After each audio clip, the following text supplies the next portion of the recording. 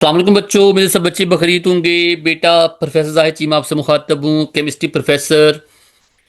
मेरे बेटे recent job जो है अनाउंस हुई थी केपीके में एसएसटी बायो केमिस्ट्री की। बेटे हमने अल्लाह का शुक्र है हमारे पास कोई अल्हम्दुलिल्लाह को 400 बच्चों ने तैयारी की। और उसमें हमने 4 जो टीचर एंगेज करवाए, उसमें केमिस्ट्री मैंने पढ़ाई, उसके बाद बायोलॉजी सर मुबशर साहब ने पढ़ाई, उसके बाद बॉटनी जो है वो जो कुछ पोर्शन है वो जो है बॉटनी का तो कुछ पोर्शन उसमें शामिल था, वो सर सुख्तान ने पढ़ाया। फिर जो पेडागोजी इंग्लिश पोर्शन था वो सर चांद अकील ने करवाया। ठीक है। तो मेरे बेटे कहने का मतलब ये है कि अल्हम्दुलिल्लाह उसकी तैयारी में 4 जो स्पेशलिस्ट टीचर थे सब ने अपना अपना पार्ट अदा किया। तो मेरे बेटे उसका टेस्ट हुआ है केपीके एसएसटी बायो केमिस्ट्री का। उसमें जो केमिस्ट्री पोर्शन था उसकी डिस्कशन मैंने आज ये बच्चों को जूम रिकॉर्डेड फॉर्म में आपके सामने पेश करने की कोशिश की है। अच्छे सुनिएगा। और बेटे उससे पहले छोटा सा हमारी डिस्कशन है, हार्डली 15-20 मिनट की लेगी। उससे पहले बेटे एक और बात थी कि आप सब बच्चों रमज़ान मुबारक हो, अल्लाह ताला सबको सलामत रखे, रमज़ान खुशियाँ अता फरमाए और पाकिस्तान को हमेशा सलामत रखे, रहमतों के साथ फजलो करम के साथ। और मेरे बच्चे दूसरी बात यह है कि रिसेंट जो जॉब आई थी पीएससी में, एजे के पीएससी में, हमने बेटे उसकी भी लेक्चर हमारे शुरू हैं, उसके हमारा बैचेज शुरू हैं। सभी जो सब्जेक्ट्स हैं केमिस्ट्री में पढ़ा रहा हूँ, बायोलॉजी जोलॉजी सर चांद सर हमारे मुबशर करवा रहे हैं, इंग्लिश हमारे सर जो चांद अकील हमारे सबसे मशहूर प्रोफेसर हैं वो करवा रहे हैं। ऐसे भी बेटे हमारे पास जो फिजिक्स है, कंप्यूटर है, जितनी भी जॉब आई सबके बेटे बैचेज शुरू हैं, रिसेंट हमने बैच शुरू किए हैं। तो मेरे बेटे आप उसमें पार्टिसिपेट कर सकते हैं। तो इन सारी बातों के साथ अब बच्चों हम शुरू करते हैं डिस्कशन आज की। मेरे बच्चे हमें जो टेस्ट पहुंचा था हम उसकी बात करते हैं। हमारा पहला देखिएगा इसमें एमसीक्यू जी, मैक्सिमम वैलेंसी हमारे पास जो थी जी, क्वेश्चन हमारा क्या था कि जो हमारे पास जो वैलेंसी है किसी भी एक ऐसा मेंबर, हमारे पास जो बेटे वैलेंसी थी किसी भी मेंबर की, वो एटॉमिक नंबर 7 के साथ कहते हैं वो क्या होगी। इसका बेटा आंसर हमारा 3 है। बच्चे हमारा आंसर 3 कैसे आ गया? बेटा याद रख लें कि बड़ी सिंपल बात यह है कि हमारे पास जो 3 है उसके बड़े पीछे लॉजिक क्या है। आपको बेटे पता है नाइट्रोजन एटॉमिक नंबर 7 है, 1s2, 2s2, 2px1, 2py1 और 2pz1। तो इसके लास्ट शेल में या समझे लास्ट सब शेल में 3 हमारे इलेक्ट्रॉन वो के हैं, अनपेयर हैं। ठीक है। सो कहने का मतलब ये है कि इसका बेटा आंसर 3 आएगा। अगर इसकी बजाय यहाँ पे लिखा होता कार्बन या बोरान लिखा होता या हमारे पास यहाँ फ्लोरीन लिखा होता, हमारा जवाब डिफरेंट होता। जैसे फ्लोरीन की बात करते हमारा जवाब 5 आ जाता। ठीक है जी, हमारा जवाब 5 आता किस केस में? फ्लोरीन के केस में। ठीक है। तो बेटे कहने का मतलब ये कि अगर यहाँ पे हमारा क्वेश्चन इसके लिहाज से आता तो हम लिखते कि हमारे पास जो है जी, ये हमारे पास का जवाब है वो यहाँ बेटे 5 आ रहा है। ठीक है। तो बेटे कहने का मतलब ये कि ऐसे एग्जाम में क्वेश्चन बाज वक्त आ जाते होते हैं, तो इसको आपने देखना है। तो इस फिलहाल हमारा जो क्वेश्चन था नाइट्रोजन से हमारा जवाब का 3 आ गया। नेक्स्ट हमारा एमसीक्यू उसके बाद आ गया जी, among sodium, magnesium, aluminium and phosphorus, which has the highest first IE। मेरे बच्चे पहली बात, what is IE? It is amount of energy required to remove an electron from the isolated gaseous atom. ठीक है, ये इसकी डेफिनेशन है। इसके वजह 2 हमारे ट्रेंड हैं छोटी मोटी एक्सेप्शन के साथ कि cross the period it increases, down the group it decreases. अब इस क्वेश्चन में देखिएगा सोडियम से लेके फास्फोरस तक हमारा ये नंबर 3 पीरियड है। तो हमारे नंबर 3 पीरियड में सोडियम से लेके तो हमारे आर्गान तक 8 एलिमेंट आते हैं। तो बेटे इसमें देखिएगा हमारे इन चारों में सोडियम, मैग्नीशियम, एल्यूमिनियम और पी में एंड पे कौन आ रहा है? फास्फोरस आ रहा है। तो इसका जो है क्योंकि इस अक्रॉस द पीरियड ये हमारा सबसे एंड पे आ रहा है, इसकी आई क्या होगी? सबसे ज्यादा होगी, क्योंकि इसका न्यूक्लियर चार्ज ज्यादा होगा, इलेक्ट्रॉन निकालना क्या होगा? मुश्किल होगा। Hybridization of carbon atom in one three butadiene. मेरे बच्चे बड़ा मजे का सवाल, इसका आंसर तो sp2 है। मैंने अपने बच्चों को ना एक छोटी सी एक निशानी बताई थी, मेरे यहाँ वीडियो मौजूद है यूट्यूब पे, आप आराम से लिखें कि how you can find the hybridization in 10 seconds. आप जब ये बच्चे लिखेंगे तो छोटी सी वीडियो है 10-15 मिनट की, वो आपके सामने ओपन हो जाएगी और यहाँ सारी बच्चे एग्जाम्पल मैंने बताई हुई हैं। फिर भी अगर आप इसे एमसीक्यू की बात करें तो इसमें देखिएगा मेरे बच्चे, मैं यहाँ पे कुछ टाइप करने की कोशिश करता हूँ, आप ना काइंडली इसको देखने की कोशिश करें। मैं ट्राई करता हूँ कि बच्चों को यहाँ पे कुछ लिख के दिखाऊं। ठीक है जी। मेरे बच्चे इसमें सबसे पहली बात तो मैं यहाँ ये लिखता हूँ, यहाँ पे देखिए कि यहाँ पे आपने बेटे पहली बात तो ये ऑब्जर्व करनी है कि अगर मैं आपको ये यहाँ लिखने की कोशिश करूँ तो बेटे मैं इसी की बात करता हूँ पहले। ये बच्चे मेरा कार्बन है, ये वाला कार्बन है, ठीक है। इसके साथ ना आगे ये डबल बॉन्ड मौजूद है। तो ओवरऑल पता क्या है, ये दोनों कार्बन एक जैसे हाइब्रिडाइज्ड हैं, ये दोनों कार्बन एक जैसे हाइब्रिडाइज्ड हैं। अब बेटा अगर हम ओवरऑल बात करें तो देखिएगा, ये जैसा ये दो कार्बन वैसे हमारे ये दो कार्बन हैं। अब बेटा हमें जज कैसे करेंगे कि अगर मैं इस कार्बन की बात करता हूँ, ठीक है, इस कार्बन की बात करता हूँ, यहाँ बेटे मैंने कार्बन लिखा, इसका साथ एक हाइड्रोजन मौजूद है, एक हमारा हाइड्रोजन यहाँ मौजूद है, और साथ आगे डबल बॉन्ड मौजूद है जी। मैं बच्चे इस पहले कार्बन की बात कर रहा हूँ। अब बच्चे मैं रूल क्या है, रूल आपने हाइब्रिडाइजेशन का याद रखना है, number of sigma bond plus lone pair अगर को मौजूद हूँ। अब यहां देखिएगा, नंबर ऑफ सिग्मा बॉन्ड, एक सिंगल बॉन्ड सिग्मा बॉन्ड होता है, एक सिग्मा बॉन्ड ये है, दूसरा हमारा सिग्मा बॉन्ड ये है, और इन दो बॉन्ड में से एक सिग्मा है एक पाई है। तो एक सिग्मा हम बात करेंगे तीन आगे, क्योंकि यहाँ पे लोन पेयर मौजूद नहीं है। इसका मतलब क्या हुआ कि इसमें एक सिग्मा बॉन्ड, दो सिग्मा बॉन्ड, तीन सिग्मा बॉन्ड मौजूद हैं। इसकी टाइप क्या होगी, sp2। तो ये भी sp2 आ गया। अगर मैं इस कार्बन की बात करूं, इस कार्बन की बात बेटे करता हूं, तो इसमें कार्बन यहां लिख रहा हूं, ये इसके साथ ये एक हाइड्रोजन अटैच है, ये हमारा हाइड्रोजन आ गया जी, ठीक है। अच्छा, एक उसके बाद ये हाइड्रोजन आ गया, इसका मेरे बच्चों एक क्या है, इसके साथ एक हमारा ये बॉन्ड मौजूद है, और साथ इसके साथ जो तीसरा डबल बॉन्ड है वो भी एक बॉन्ड मौजूद है जो शेयर हो रहा है। तो यहाँ भी क्या सिचुएशन है, एक दो तीन सिग्मा बॉन्ड मौजूद है। इसकी टाइप क्या होगी, sp2 हाइब्रिडाइजेशन। तो मेरे बच्चे इससे आपके हमारा आंसर क्या है, sp2 हाइब्रिडाइज आएगा। नेक्स्ट बच्चों बात उसके बाद आगे जी, नेक्स्ट भी एमसीक्यू देखिएगा उसके बाद स्टूडेंट्स। एक मिनट क्लोज करें। चल, पीएच ऑफ n/10, मतलब बेटे what an stand for normality. तो यहाँ पे उसने साथ मेंशन भी कर दी बच्चों का सामग्री की इसकी पीएच क्या होगी। बच्चे बड़ी सिंपल बात है कि ये हमारे पास HCl है।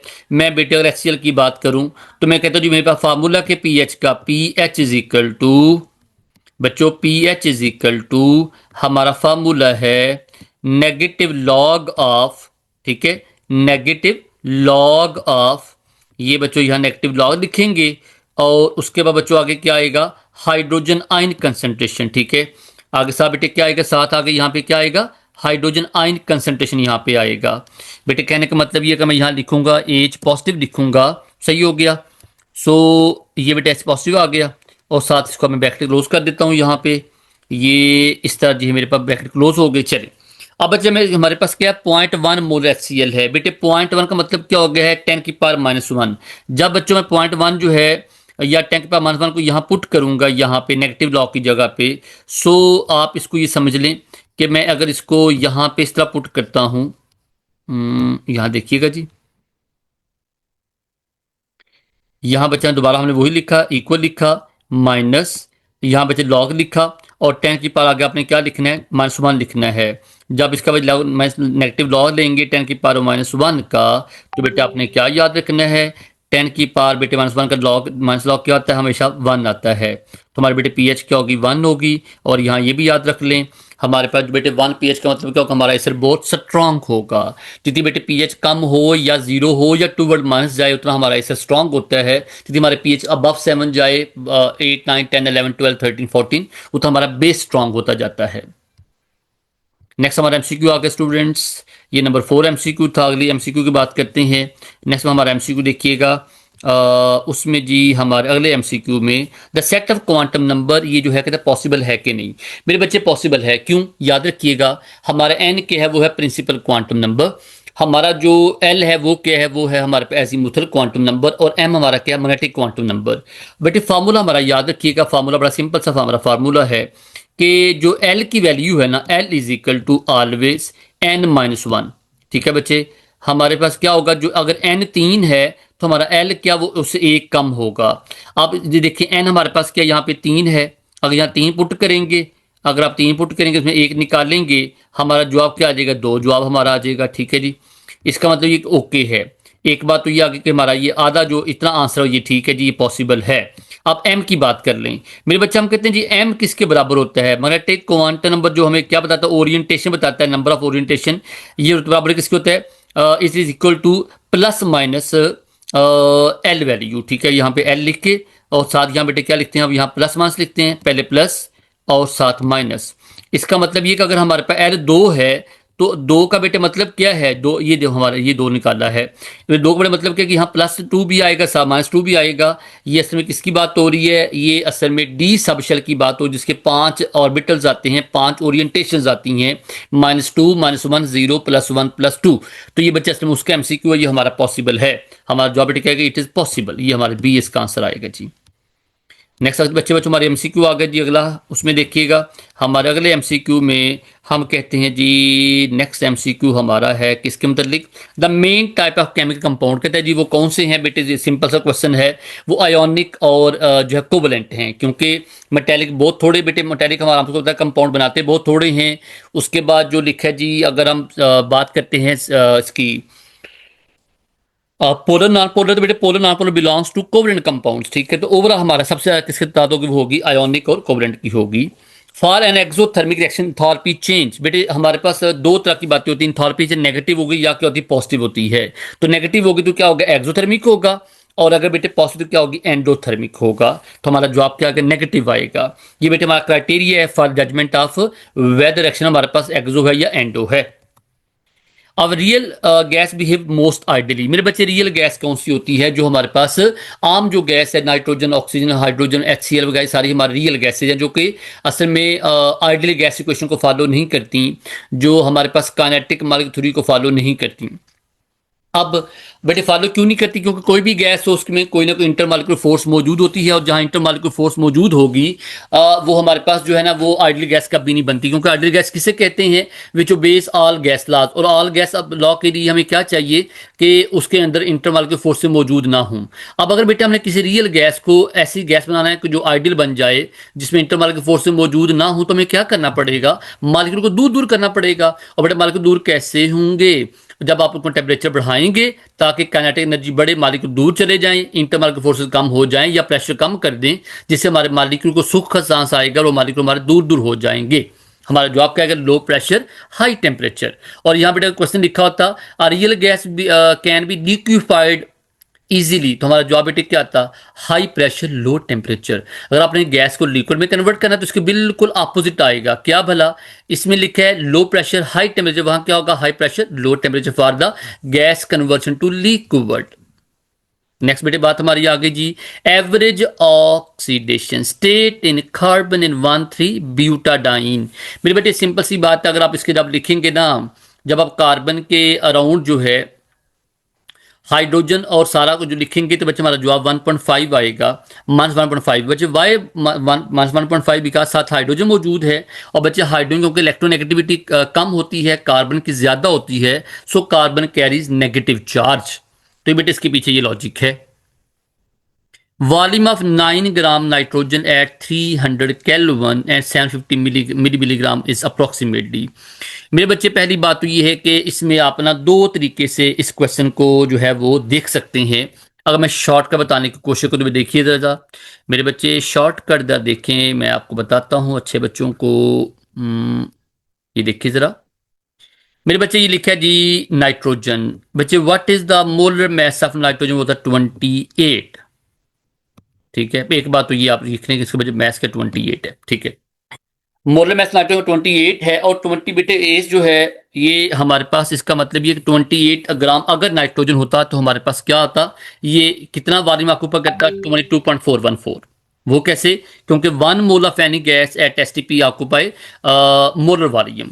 अब मेरे बच्चे यहाँ लिखा है जी 9 ग्राम। 9 मिलीग्राम का मतलब क्या है, अगर हम 9 को 3 से क्या करें, मल्टीप्लाई करें, तो 9 3 27, ठीक है, 9 3 27।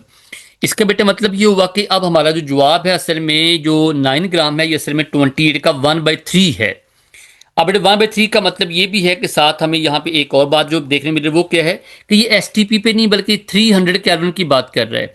इसका मतलब यहाँ पे ये कि हमारा जो टेम्परेचर वो क्या है, अगर हम टेम्परेचर की बात करें तो हमारे पास, अगर हम टेम्परेचर किस में कन्वर्ट, सेंटीग्रेड में कन्वर्ट अगर हम कन्वर्ट करें तो बेटे क्या करेंगे, हमारे पास सेंटीग्रेड क्या होगा कि आप लोग, ये हमारे पास टेम्परेचर किस में है, केल्विन में है, इसको अब सेंटीग्रेड में कन्वर्ट करें, वही सिंपल फार्मूला कि अगर आप केल्विन लिखा हो, अगर सेंटीग्रेड लिखा हो, तो आप लोग क्या करते हैं, केल्विन में कन्वर्ट कर C+273 करते हैं। और यहाँ क्या करेंगे, यहाँ इसके बिल्कुल अपोजिट कन्वर्ट कर लेंगे। उससे बच्चे हमारे पास ये ऑलमोस्ट कितना बनेगा, कोई 27 डिग्री सेंटीग्रेड बनेगा ये, ठीक है। अब साथ देखिए 750 मिलीग्राम मरकरी, ये बच्चे हमारा प्रेशर आ गया। आप फार्मूला पुट करें, वही PV = NRT वाला फार्मूला पुट कर सकते हैं। जब बेटे फार्मूला पुट करेंगे तो हमें यहाँ पे PV NRT, तो जो P हमें गिवन है, उसके बाद आप वॉल्यूम निकालेंगे तो P हम कहेंगे जी हमारे पास जो P है वो हमारे पास लिखे 750 मिलीग्राम, ठीक है, जो हमारे टेम्परेचर गिवन है। तो PV = NRT या V = NRT/P आ जाएगा। जब बेटे वैल्यू पुट के हमारा जवाब क्या आएगा, इसका जवाब 8 लीटर आ जाएगा। नेक्स्ट बेटे बात के बाद आगे जी हमारे पास अगला MCQ, bond angle of 109.5 is characteristic. बेटे मीथेन की बात हो रही है, टेट्राहीड्रल की बात हो रही है, CCl4 की बात हो रही है, SiH4 की बात हो रही है। All belongs to VSEPR theory. और बेटे वेस्पर थ्योरी ने क्या किया था, हमें दो चीजें बताई थी, बॉन्ड एंगल और साथ ज्योमेट्री बताई थी, शेप बताई थी। तो बेटे 109.5 डिग्री असल में किसका बेटे एंगल है, ये टेट्राहीड्रल के लिए होता है, क्योंकि linear belongs to 180, trigonal belongs to 120 and square बेटे हमारे पास दो तरह के एंगल होते हैं, 90 और 180 का, ठीक है, that's why for reaction Kp is less than Kc। मेरे बच्चे आपने इसका फॉर्मूला याद रखना है कि हमारे पास इसमें तीन तरह कंडीशन आपने याद रखनी है, दोबारा आपको अभी टेंशन नहीं होगी इसके मतलब। नंबर 1, हमारे पास if delta n is equal to 0। मेरे बच्चे डेल्टा n पहले लिख रहे, डेल्टा n क्या होता है, ये इससे बराबर किसके होता है, डेल्टा n बराबर होता है हमारे पास number of mole of P minus number of mole of R reactant. बेटे पहली बात तो ये आपको ये पता होनी चाहिए कि डेल्टा n किसके बराबर है, ठीक है जी। अब नंबर ऑफ मोल प्रोडक्ट के में से रिएक्टेंट के मोल निकालेंगे, जो हमारा जवाब आएगा उसमें तीन तरह के जवाब आपके आ सकते हैं। क्या भला, डेल्टा n नंबर 1 बच्चे क्या होगा हमारे पास जी, बेटे पहली बात तो डेल्टा n हमारे पास क्या हो सकता है, पॉजिटिव। पॉजिटिविटी कब होगा, जब हमारे पास क्या होगा जी, number of mole of product के ज्यादा होंगे, आर के कम होंगे। दूसरी बात, इट कुड बी 0। जीरो बेटे कब होगा, जब number of molar active product दोनों बराबर होंगे, तब Kp Kc के बराबर आ जाएगा। और तीसरी बच्चे बात हमारे पास क्या है कि जी तीसरा चांस क्या है कि ये क्या हो, -1 आ जाए या माइनस में आ जाए, ठीक है। लाइक हमारे पास जो है, जो डेल्टा n है वो नेगेटिव कैसे होगा, जब नंबर ऑफ मोलर एक्टेंट के ज्यादा होंगे, प्रोडक्ट के कम होंगे। तीन तरह कंडीशन है, तो तीनों कंडीशन आपने क्या याद रखना है,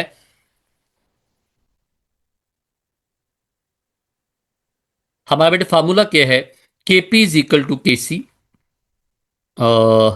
लिखते हैं, चल इससे टाइप करते हैं, हमारा फार्मूला बेटे Kp = Kc, आगे उसके बाद RT, आगे से बेटा हमारे पास ऊपर जो है उसके यहाँ पे क्या डेल्टा n आएगा, एन छोटा एन जो है, ठीक है, डेल्टा एन असल में यहाँ पे पूरा डेल्टा एन ही आएगा। तो बेटे हमारा फार्मूला ये है डेल्टा एन के साथ। अब डेल्टा बजाय में बता दी बच्चों को, अगर तीन बातें का, अगर Kp Kc बराबर कब होगा, जब नंबर ऑफ मोल बराबर होंगे। अगर हमारे पास Kp बड़ा कब होगा Kc से, जब नंबर ऑफ मोल प्रोडक्ट के ज्यादा होंगे, आर के कम होंगे। और तीसरी उल्ट बात क्या है कि अगर नंबर ऑफ मोल रिएक्टेंट के ज्यादा हों, प्रोडक्ट के कम हों, डेल्टा एन नेगेटिव होगा। डेल्टा एन नेगेटिव का मतलब क्या होगा, अब इन चारों में से हमारा जवाब क्या बन सकता है, हम उसकी बात करते हैं।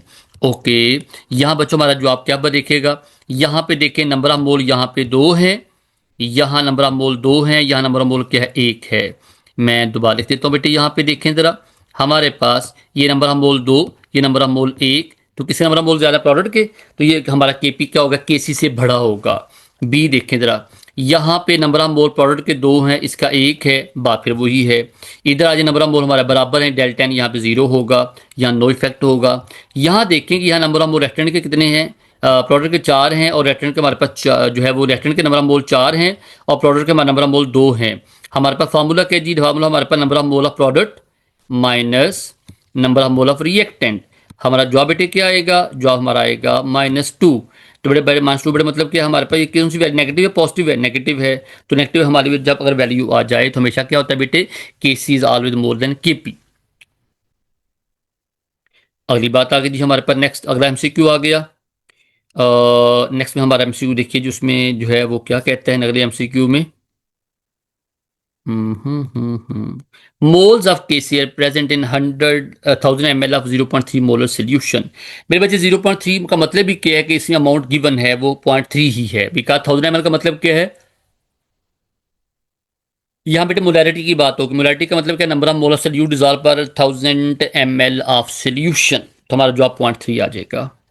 Density of a gas with molar mass 45 mole at STP approximate. बेटे इसको अपने डेंसिटी कैसे, D is equal to P M over R T, value put करेंगे हमारा जवाब क्या आएगा, सी हमारा जवाब आ जाएगा, सॉरी हमारा आंसर बी आ जाएगा 2.01। फिर सुनो हमारा बेटे फार्मूला क्या है, D is equal to P M over R T. मैं यहाँ लिखने की कोशिश करता हूँ बच्चे, देखिए इधर आप भी, D is equal to P M over R T. यहाँ पे स्मॉल डी में डेंसिटी की बात हो रही है, इज इक्वल टू बेटा हमारा फार्मूला पता है क्या था, हमारा फार्मूला था D is equal to P M over R T.